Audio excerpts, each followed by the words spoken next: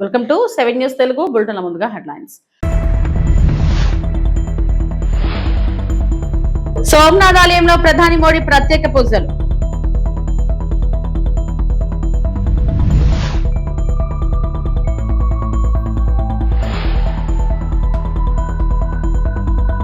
రెండు 2027 గోదావరి పుష్కరాల లక్ష్యం, పోలవరం పూర్తి కోసం కేంద్ర సహకారం కోరిన చంద్రబాబు.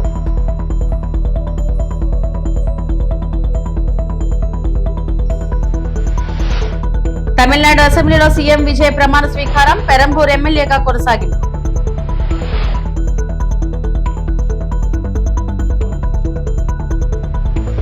గుజరాత్ లోని ప్రసిద్ధ సోమనాథ్ ఆలయాన్ని ప్రధాని నరేంద్ర మోడీ సందర్శించారు. సోమనాథ్ దివ్యక్షేత్రాన్ని పునఃప్రతిష్ఠించి 75 ఏళ్ల పూర్తయిన సందర్భంగా అమృత మహోత్సవాలు నిర్వహిస్తున్నారు. ఈ ఉత్సవాల్లో ప్రధాని పాల్గొన్నారు. वामदेवाय नमो, ज्येष्ठाय नमः, श्रेष्ठाय नमः, रुद्राय नमः. पश्येम स्वभिर्यजत्राः स्थिरैरङ्गैः सुष्ठुवागुंसस्तनु वीर्यसेम हि देव हितञ्जदायुः शतमिन्नु शरदो अन्ति देवा जत्रा नश्चक्र जरशन्तनूनाम पुत्रासो जत्र पितरो भवन्ति मानो मध्यारीरिखतायुर्गन्धो आदितिर्द्यौरादितिरन्तरिक्ष आयुगुफितारिखद शम्भ सदाशिवाय महारुद्राय नमः दधिष्णानं समर्पयामि. ओम मधुवातारितायते मधुक्षरन्ति सिन्धवः जो निरिन्द्राय त्वा जुष्टतमं शर्करा स्नानान्ते शुद्धोदकस्नानम् आचमनीयं समर्पयामि. ओम नमस्ते रुद्रमन्यौतोतैखवे नमः बाहुभ्यामुतते नमः जाते रुद्रशिवा तनूरघोरा पापकाशिनी तया नत्तन्वा सन्तमया गिरिशन्ता विजाकशीः जामिखों गिरिशन्तास्ते बिभर्गतवे शिवाङ्गेरि त्रताङ्कुर्माय गोसेः पुरुखं जगता शिवेन च त्वा गिरिशाच्छा वदामसि तथा नः सर्वमिज्झागादयस्मगोषुमनाशता अद्योचदयुक्ता प्रथमो दैवो भीखकाहि च सर्वाञ्जं भयं सर्वाच्च धातु धान्यो ये पराशिष्ट शान्तिर्भवतु अमृताभिषेकोऽस्तु. हर हर महादेवा. ओम पय पृथिव्यां पयोखदिगुपयो दिव्यन्तरिक्षे पयोधा आचमनीयं समर्पयामि. दधिष्णानं स्वस्य वाजिनः सुरभिनो मुखाकर्पण आयुगुफितारिखद शम्भ सदाशिवाय महारुद्राय नमः दधिष्णानं समर्पयामि. ओम मधुवातारितायते मधुक्षरन्ति सिन्धवः जो निरिन्द्राय त्वा जुष्टतमं शर्करा स्नानान्ते शुद्धोदकस्नानम् आचमनीयं समर्पयामि. ओम नमस्ते रुद्रमन्यौतोतैखवे नमः बाहुभ्यामुतते नमः जाते रुद्रशिवा तनूरघोरा पापकाशिनी तया नत्तन्वा सन्तमया गिरिशन्ता विजाकशीः जामिखों गिरिशन्तास्ते बिभर्गतवे शिवाङ्गेरि त्रताङ्कुर्माय गोसेः पुरुखं जगता शिवेन च त्वा गिरिशाच्छा वदामसि तथा नः सर्वमिज्झागादयस्मगोषुमनाशता अद्योचदयुक्ता प्रथमो दैवो भीखकाहि च सर्वाञ्जं भयं सर्वाच्च धातु धान्यो ये पराशिष्ट शान्ति. ఆంధ్రప్రదేశ్ ముఖ్యమంత్రి నారా చంద్రబాబు నాయుడు ఢిల్లీలో కేంద్ర జలశక్తి మంత్రి సిఆర్ పాటిల్ తో భేటీ అయ్యారు. ఈ సందర్భంగా పోలవరం ప్రాజెక్ట్స్ కు సంబంధించిన కీలక సమస్యలను పరిష్కరించాలని కేంద్ర మంత్రిని సీఎం కోరారు. 2027 గోదావరి పుష్కరాల నాటికి పోలవరం ప్రాజెక్టు పూర్తి చేయాలనే లక్ష్యంతో కేంద్రం పూర్తి సహకారం అందించాలని విజ్ఞప్తి చేశారు.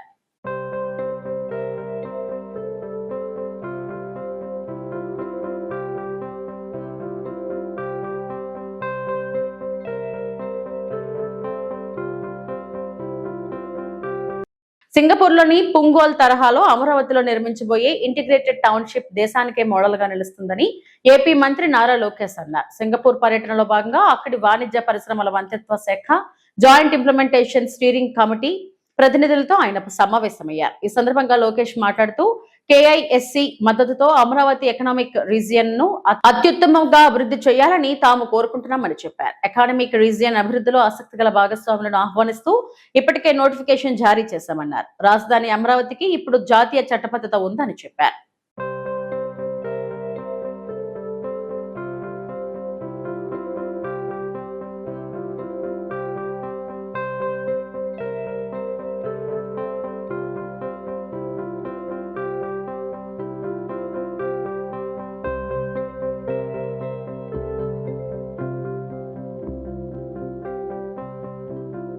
తమిళనాడు ముఖ్యమంత్రి సి జోసెఫ్ విజయ్ సోమవారం చెన్నై సచివాలయంలో తమిళనాడు అసెంబ్లీ సభ్యుడిగా ప్రమాణ స్వీకారం చేశారు. ప్రోటెం స్పీకర్ ఎంవి కారుపై ఆయనతో ప్రమాణం చేయించారు. విజయ్తో పాటు తమిళగ వెట్రి కజగం పార్టీకి చెందిన ఇతర ఎమ్మెల్యేలు కూడా అసెంబ్లీ సభ్యులుగా ప్రమాణ స్వీకారం చేశారు. ఇటీవల తమిళనాడు 13వ ముఖ్యమంత్రిగా బాధ్యతలు స్వీకరించిన విజయ్ తిరుచిరాపల్లి ఈస్ట్ ఎమ్మెల్యే పదవికి రాజీనామా చేశారు. ఇకపై పెరంబూరు నియోజకవర్గం ఎమ్మెల్యేగా కొనసాగనున్నారు.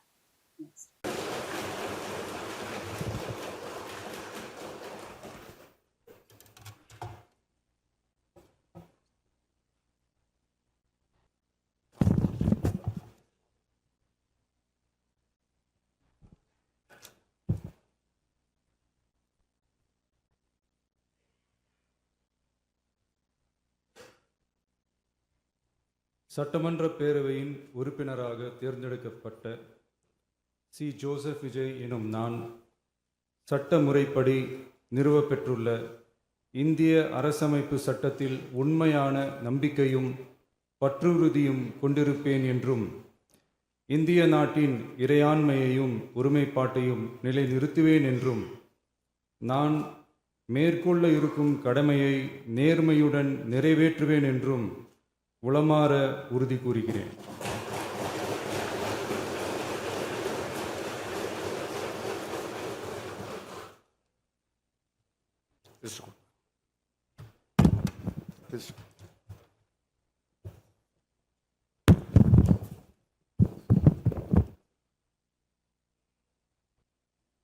ముఖ్యమంత్రి చంద్రబాబు అంటే వెన్నుపోటుకు కేర్ ఆఫ్ అడ్రస్ అని విమర్శించారు వైఎస్ఆర్సీపీ అధికార ప్రతినిధి వంగవీటి నరేంద్ర. మెడికల్ కాలేజీలను తన బినామీలకు దోచిపెడుతున్నారు. పీపీపీ పద్ధతిలో ప్రైవేట్ పరం చేయడం అభివృద్ధి అని ప్రశ్నించారు. అమరావతిలో అర్థాలకు పెట్టే ఖర్చుతో మెడికల్ కాలేజీలు పూర్తయ్యేవని చెప్పుకొచ్చారు. వైఎస్ఆర్సీపీ అధికార ప్రతినిధి వంగవీటి నరేంద్ర తాజాగా మీడియాతో మాట్లాడారు. ఏ విధంగా నాశనమైంది రవీంద్ర గారు, నేను అడుగుతున్నాను మిమ్మల్ని.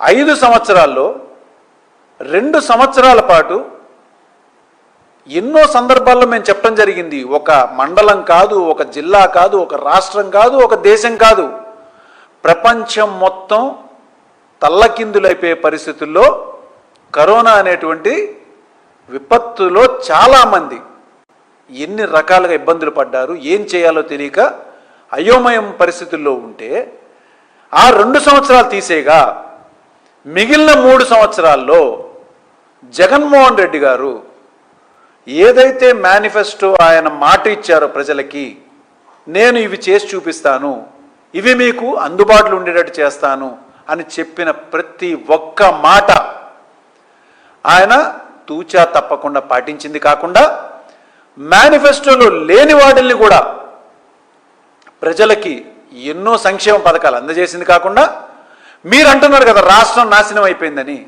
నాకు తెలిసినటువంటి కొన్ని విషయాలు నేను చెప్తా. 4 పోర్టులు తీసుకురావడం అంటే నాశనమా? 10 హార్బర్లు తీసుకురావడం నాశనమా? 17 మెడికల్ కాలేజీలు తీసుకురావడం నాశనమా? చదువు గురించి 45,000కు పైగా ప్రభుత్వ పాఠశాలని నాడు నేడులో బాగు చేసి పిల్లలందరూ కూడా మంచి చదువు అందాలని చెప్పని ఇంగ్లీష్ మీడియంని ఇంట్రడ్యూస్ చేయడం నాశనమా? రైతు భరోసా కేంద్రాలు పెట్టడం నాశనమా? ప్రైమరీ హెల్త్ సెంటర్లు ప్రతి ఒక్క మండలంలో కూడా ఉండే విధంగా ఉండటం నాశనమా? ఏం మాట్లాడుతున్నారు మీరు?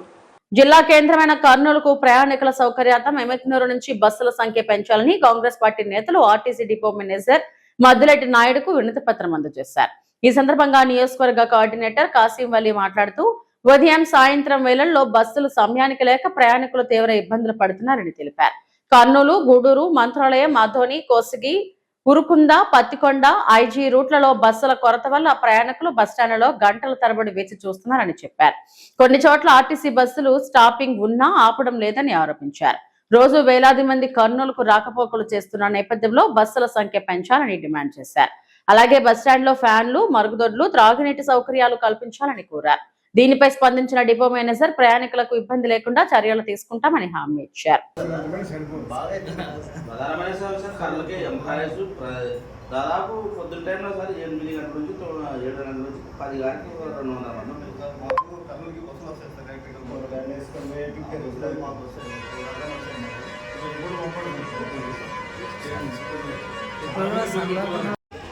ఎమ్మెన్యూరు ఆర్టీసీ బస్టాండ్లో ప్రయాణికుల రద్దీని ఉద్దేశించి మేము స్థానిక డిపో మేనేజర్ గారిని కలిసి వినతి పత్రం ఇచ్చాము.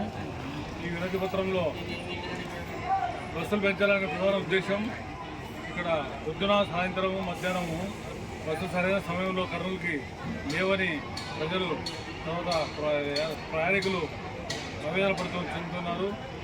తర్వాత ఆదోని తర్వాత మంత్రాలయం నుంచి వచ్చే ప్యాసింజర్లు కూడా ఎమ్మెల్యేలు బస్ స్టాండ్లో దిగి వారు కర్నూలు ప్రయాణించాలనే ఉద్దేశంతో బస్సుల కోసం ఆశ్రయిస్తున్నారు. కానీ సరైన సమయంలో బస్సు లేకపోవడంతో ప్రజలు చాలా ఇబ్బంది పడుతున్నారు. దాన్ని దృష్టిలో పెట్టుకొని ఈ డిపో మేనేజర్ కానీ పై అధికారులు కలిసి ఖచ్చితంగా ఈ డిపోకి మరీ అదనంగా కొన్ని బస్సులను నిలిపి ప్రయాణికుల సమస్యను తీర్చాలని కాంగ్రెస్ పార్టీ తరఫున మేము డిమాండ్ చేస్తూ ఉన్నాము. అదేవిధంగా ఈ బస్ స్టాండ్లో సరైన వసతులు లేక సరైన మరుగుదొడ్లు కానీ నీటి వసతులు కానీ వేసవి కాలంలో మంచినీళ్ళు లేక చాలా ఇబ్బంది పడుతూ ఉన్నారు. వారికి ఖచ్చితంగా మంచినీళ్ళ సౌకర్యము, ప్రయాణ సౌకర్యము మరియు అదే అన్ని సౌకర్యాలు కల్పించాలని ఉద్దేశంతో తర్వాత మరుగుదొడ్ల విషయంలో కూడా వాళ్ళు డబ్బులు వసూలు చేసి వాళ్ళు కూడా చాలామంది డబ్బులు లేక ఇబ్బంది పడుతూ ఉన్నారు. ప్రయాణికుల్ని ఉద్దేశించి మీరు ఈ సమస్యలన్నింటినీ దృష్టిలో పెట్టుకొని భవిష్యత్తులో కూడా పునరావృతం కాకుండా ప్రయాణికులకి సాయం చేయాలని కాంగ్రెస్ పార్టీ తరఫున మేము డిమాండ్ చేస్తున్నాము. నా పేరు కాసిం అలీ, నేను ఎమ్మెల్యే కోఆర్డినేటర్.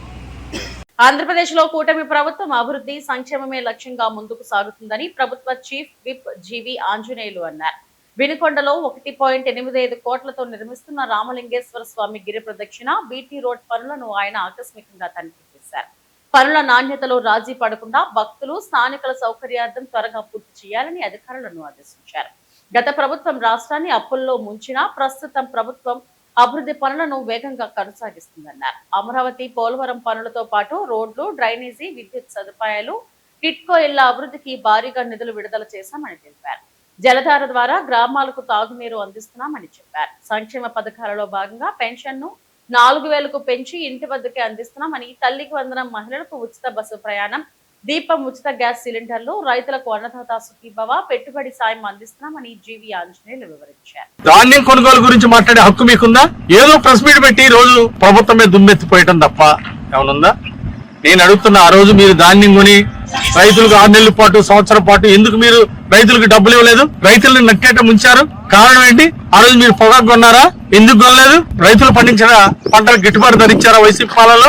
ఎందుకు ఇవ్వలేదు? రాజధాని పూర్తి చేయలేదు, పోలవరం ప్రాజెక్టు పూర్తి చేయలేదు, రైతులను ఆదుకోలేదు, మైక్రో న్యూట్రియెంట్లు ఎత్తి పడేశారు, డ్రిప్ ఇరిగేషన్ తీసేశారు. అంటే రైతులకు ఉపయోగపడే పనులన్నీ తీసేసి మీరు 9,70,000 కోట్లు మీరు అప్పులు చేసి వెళ్తే ప్రజల మీద భారం వేసి ఈ రోజు చంద్రబాబు గారు నెలలో వడ్డీలు కడుతున్నారు, నెలలో అప్పులు తీరుస్తున్నారు. మీరు చేసిన పాపాలనే ఈ రోజు చంద్రబాబు గారి ప్రభుత్వం మరి ఆర్థిక సంక్షోభం నుండి రాష్ట్రాన్ని బయటేసి మెల్లిగా ముందుకు తీసుకెళ్తా ఉంది. మరి ఈ రోజు 9,00,000 కోట్లు, 9,70,000 కోట్లు మీరు అప్పులు చేసి వెళ్తే అయినా ఈ రోజు సంక్షేమ పథకాలు, సూపర్ 6 పథకాలు సూపర్ హిట్ గా అమలు చేశాం.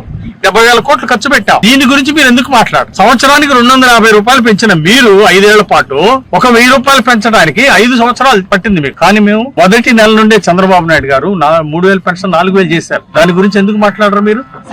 ఉచిత బస్సు ప్రయాణం ఈ రోజు మహిళలకి, ఉచిత బస్సు ప్రయాణం మహిళలకి రాష్ట్రంతో ఉచిత బస్సు ప్రయాణం ఇచ్చాం మహిళలకి. మీ కంటికి కనపట్లేదా? ఎప్పుడైనా దీన్ని అభినందించారా? చంద్రబాబు గారు మంచి పని చేశారు, ఎన్డీఏ పాలన బాగుంది, ఎప్పుడైనా మాట్లాడారా?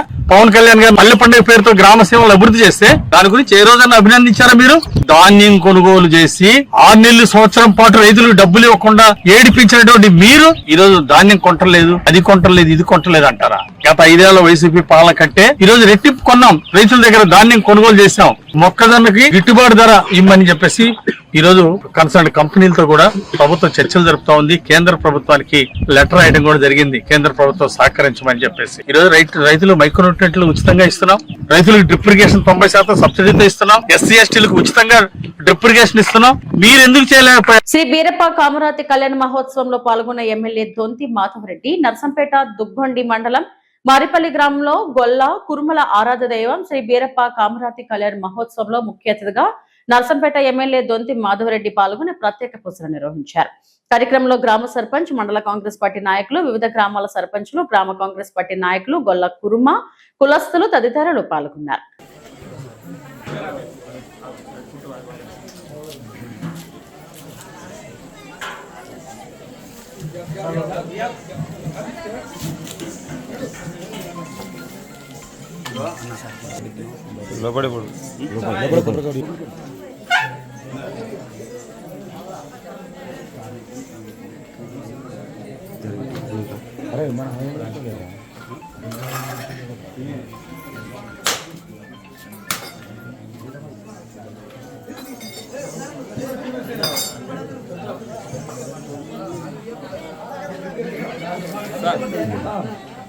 తిరుపతి తాతయ్య గుంట గంగమ్మ జాతర మహోత్సవాలు వైభవంగా కొనసాగుతున్నాయి. ఈ సందర్భంగా శ్రీ రమ్యానంద భారతి స్వామిని ఆధ్వర్యంలో శ్రీ శక్తి పీఠం ఆలయం తరఫున గంగమ్మ తల్లికి భక్తి శ్రద్ధలతో సారె సమర్పించారు.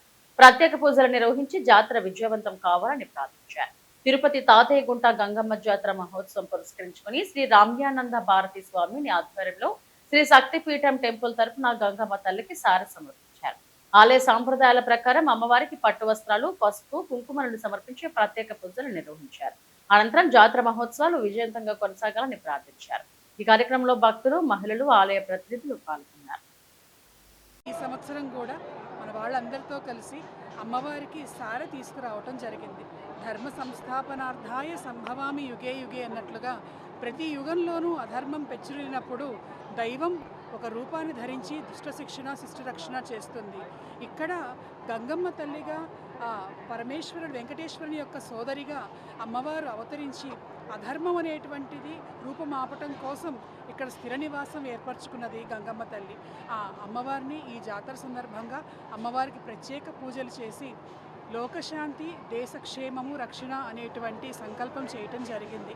చాలా అద్భుతంగా ఏర్పాట్లన్నీ కూడా నిర్వహణ చేశారు.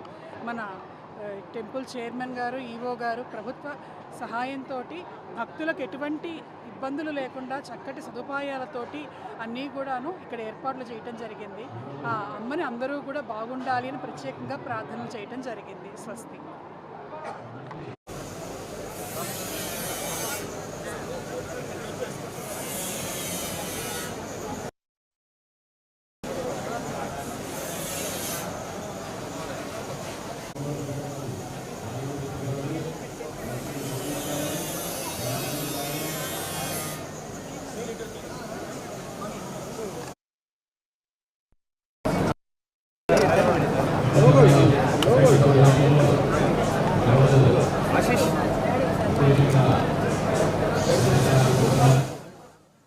పల్నాడు జిల్లా సత్తెనపల్లిలో జరిగిన చైన్ స్నాచింగ్ కేసును పోలీసులు విజయవంతంగా ఛేదించారు. ఈ కేసులో 2 నిందితులు, 2 బాల నేరస్తులను అదుపులోకి తీసుకున్నారు. పోలీసుల వివరాల ప్రకారం ఓ మహిళ మెడలో ఉన్న బంగారు తాలిబొట్టును అపహరించిన ఘటనపై కేసు నమోదు చేసి దర్యాప్తు చేపట్టారు. సీసీటీవీ దృశ్యాలు, సాంకేతిక ఆధారాల సహాయంతో నిందితులను గుర్తించి పట్టుకున్నారు. నిందితుల నుంచి సుమారు 1.33 లక్షల విలువైన 13.88 గ్రాముల బంగారు ఆభరణాలు, అలాగే hero Splendor plus motor cycle ను స్వాధీనం చేసుకున్నారు. ఈ కేసును ఛేదించడంలో పవన్ కుమార్ నేతృత్వంలోని పోలీసు బృందం కీలక పాత్ర పోషించింది. హెడ్ కానిస్టేబుల్ ఏవి ఆంజనేయులు, కానిస్టేబుల్ కె రాజు సేవలను అధికారులు అభినందించారు. ప్రజలు అప్రమత్తంగా ఉండి అనుమానాస్పద వ్యక్తులపై వెంటనే పోలీసులకు సమాచారం ఇవ్వాలని అధికారులు సూచించారు. నేరం జరిగిన ప్రదేశానికి సమీపంలో నేరస్తుల యొక్క సంచారం ఏదైతే ఉందో అవి వచ్చినటువంటి సీసీటీవీ ఫుటేజీల ఆధారంగా నేరస్తుల్ని గుర్తించి వారిని ఈ రోజున ఉదయం సత్తెనపల్లిలో గడియార సమూహ సెంటర్లో గుర్తించి వారిని అందరిని కూడా అదుపులోకి తీసుకొని విచారించడం జరిగింది. విచారించిన తర్వాత వారి వద్ద నుంచి చోరీకి గురి కాబడినటువంటి 1 కేజీ 400 గ్రాముల వెండి ఆభరణాలని స్వాధీనం చేసుకున్నాము.